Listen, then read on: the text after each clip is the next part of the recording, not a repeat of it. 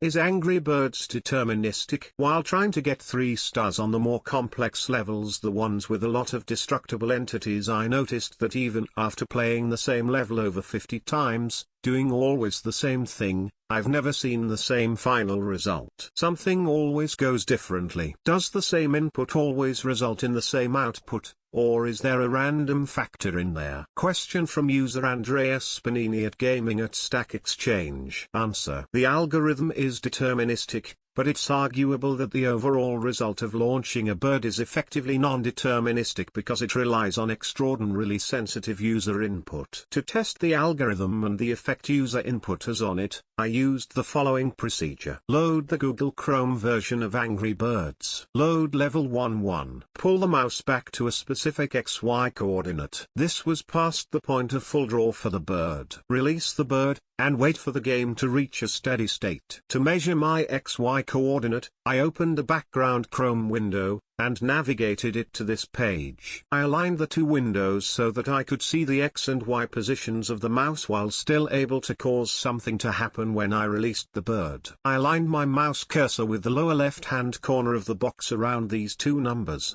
and then released. I noted the position of my mouse cursor then, as the display only updates when the mouse is not released and the cursor is over that window, and then noted the resulting score in Angry Birds. If you're having issues with exact mouse positioning, you might try an accessibility option offered by your OS, for instance, mouse keys on Windows. I got the same score, so long as my cursor was in the exact same spot as it was on previous iterations. Prior to coming up with an enhanced test trig that allowed me to measure my cursor's position to the pixel, I ran this experiment about 10 times, using a reference point in the background image of the game. I got scores by firing the first bird that varied between 8,000 and 11,000 points. Using the enhanced testing strategy, if I was off by a single pixel, I could expect score differences of anywhere between 150 and 500 points. I will note that the cursor was beyond the edge of the game area, outside the browser window,